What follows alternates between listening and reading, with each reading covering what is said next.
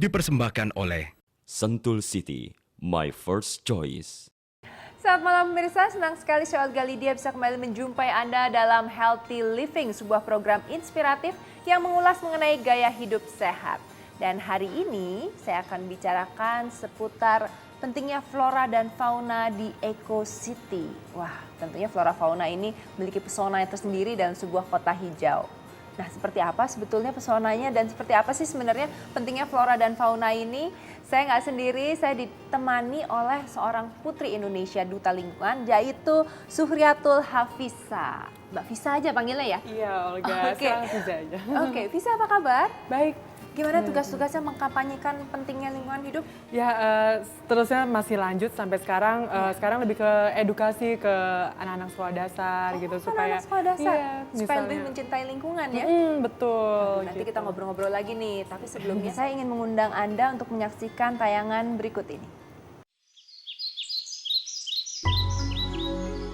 Masih dapatkah mendengar kicauan burung di pagi hari?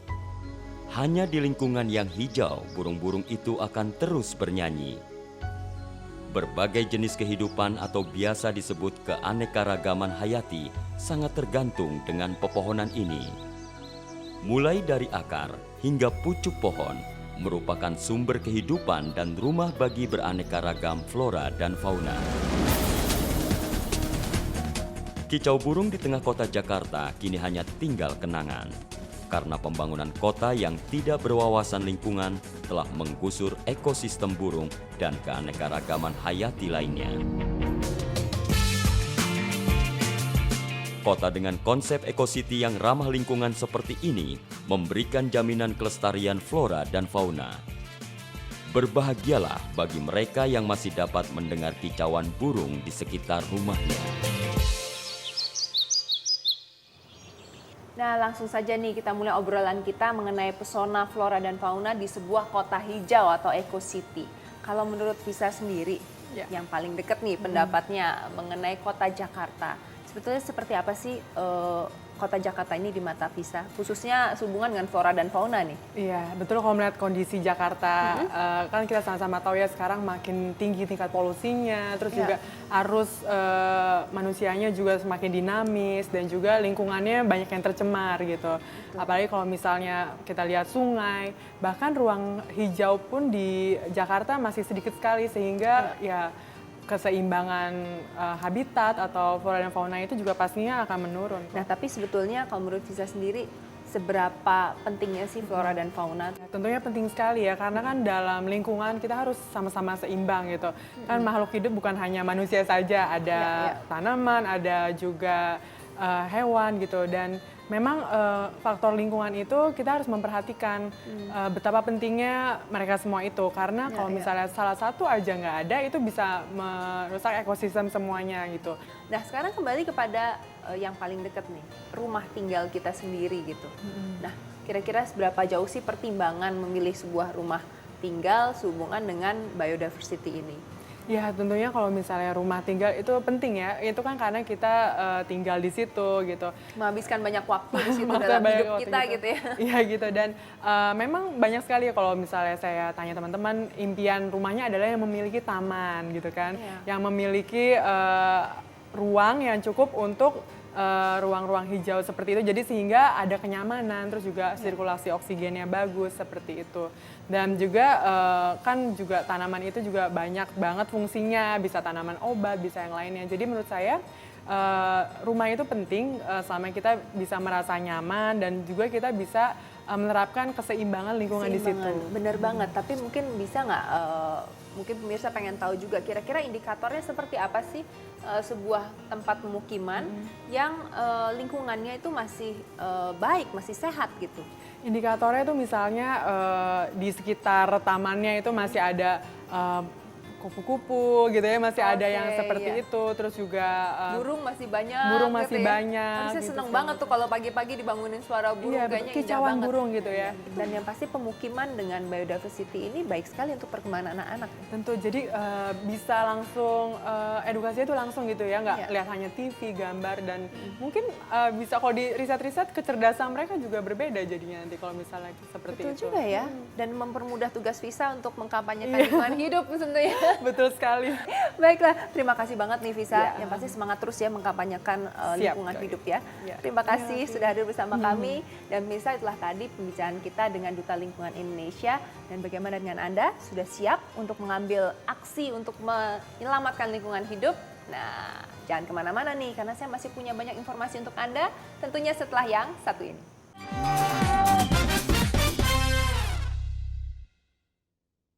Dipersembahkan oleh Sentul City, my first choice.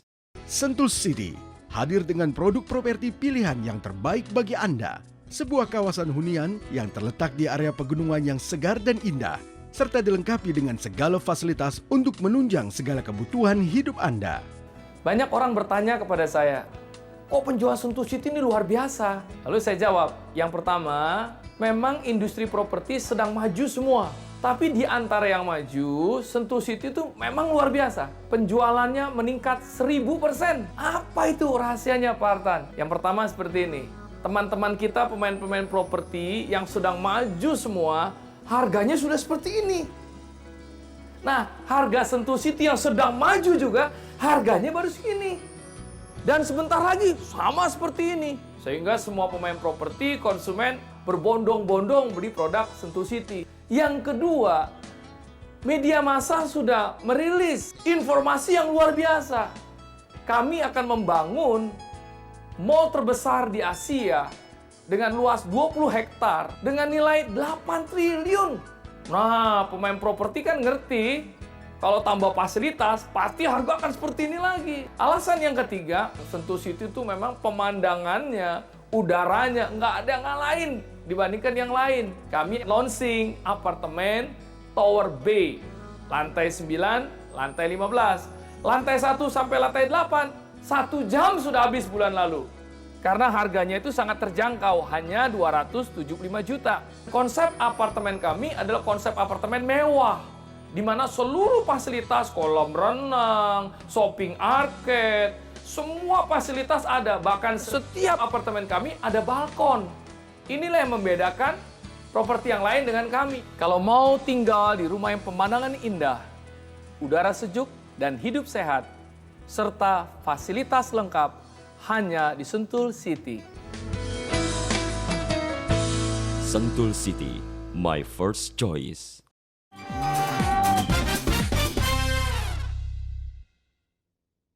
Dipersembahkan oleh Sentul City, my first choice.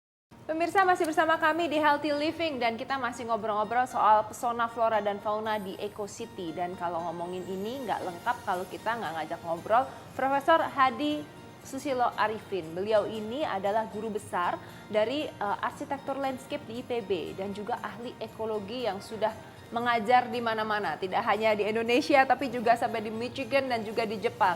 Apa kabar, Prof? Baik, terima kasih. Apa kabar juga? Baik sekali, Prof. Sebelum kita ngobrol-ngobrol soal biodiversity, saya ingin mengundang pemirsa dulu untuk menyaksikan tayangan berikut ini.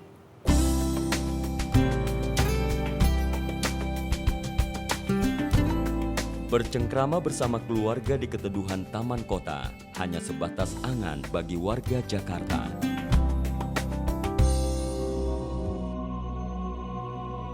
Ruang terbuka hijau di Jakarta hanya 1/10 dari luas wilayahnya. Padahal dengan kondisi udara yang kian tercemar, Jakarta butuh lahan penghijauan lebih banyak lagi. Sarana rekreasi hanyalah satu dari sekian banyak fungsi ruang terbuka hijau bagi manusia.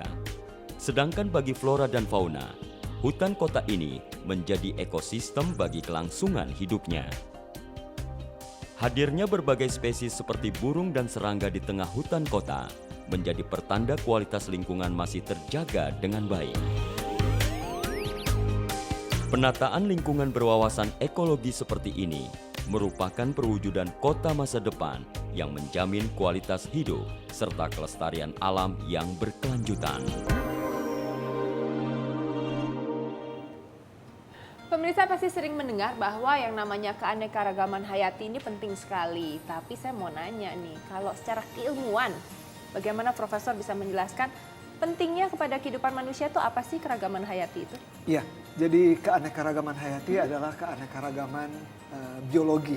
Ya. Jadi kalau kita bicara keanekaragaman biologi, dia bisa ada di dalam tanah, bisa ada di air, dan bisa juga ada di permukaan tanah dan ada di udara. Jadi ya mulai dari flora, fauna, termasuk pakaian, ini berasal dari sumber daya biologi dan juga papan. Dan itu sangat-sangat penting. Tapi kalau keanekaragaman hayati di antara lingkungan pemukiman kita gitu, kira-kira apa yang bisa kita ambil manfaatnya dari situ? Ya, kalau dari lingkungan kita, misalnya dengan indikatornya adalah tanaman, Ya. tentu keberagaman jenis tanaman, ya. Iya. Beragam jenis tanaman, mulai dari rumput, bahkan mulai dari lumut, ya, lumut, Iya. rumput, herbasius, semak, perdu sampai pohon yang tinggi, dan mereka memiliki aneka warna dari bunga, dari daun, dan Iya. itu akan menjadi lebih semarak kota kita, pemukiman kita, dan itu tentu saja bisa membuat penghuninya menjadi lebih senang, tidak stres. Belum lagi ketika habitat tanaman dengan keanekaragaman jenis tanamannya, dia akan bisa menjadi habitat dari satwa liar.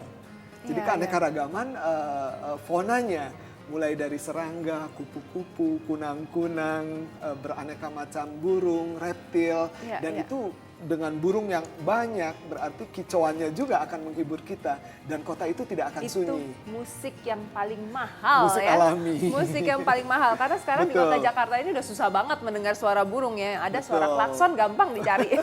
Tapi kalau pagi-pagi orang pada nggak sabar karena macet ya.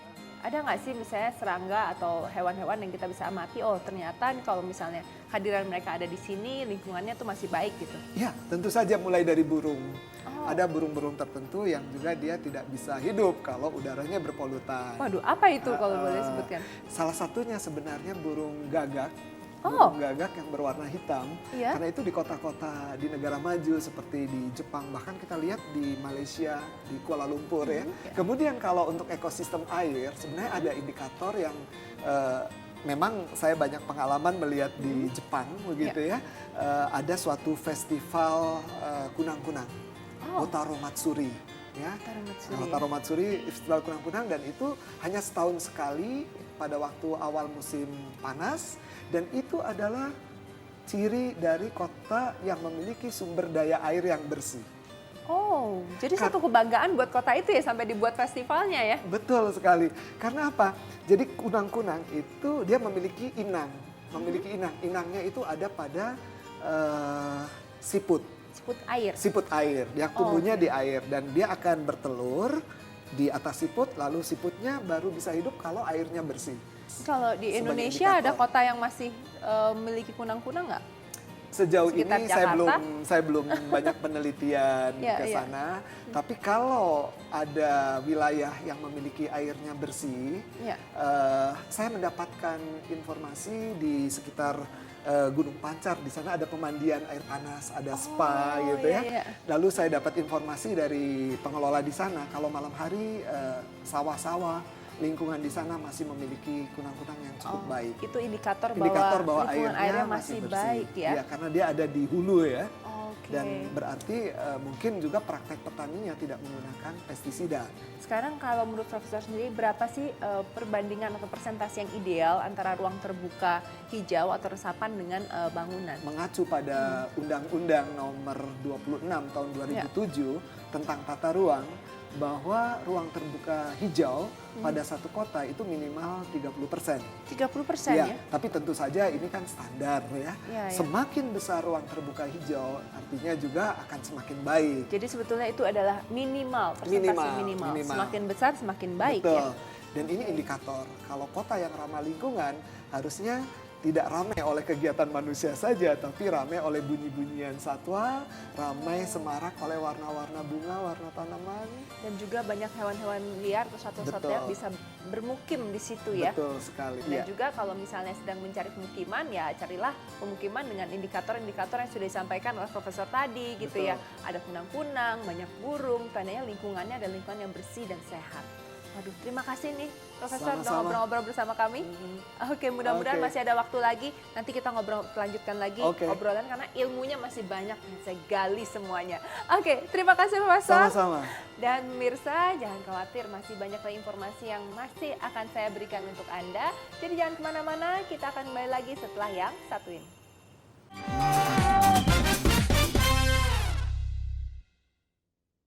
Dipersembahkan oleh Sentul City, my first choice. Sentul City, hadir dengan produk properti pilihan yang terbaik bagi Anda. Sebuah kawasan hunian yang terletak di area pegunungan yang segar dan indah, serta dilengkapi dengan segala fasilitas untuk menunjang segala kebutuhan hidup Anda. Banyak orang bertanya kepada saya, kok penjual Sentul City ini luar biasa? Lalu saya jawab, yang pertama, memang industri properti sedang maju semua. Tapi di antara yang maju, Sentul City itu memang luar biasa. Penjualannya meningkat 1000%. Apa itu rahasianya Pak Artan? Yang pertama seperti ini. Teman-teman kita pemain-pemain properti yang sedang maju semua, harganya sudah seperti ini. Nah, harga Sentul City yang sedang maju juga, harganya baru segini. Dan sebentar lagi sama seperti ini. Sehingga semua pemain properti, konsumen berbondong-bondong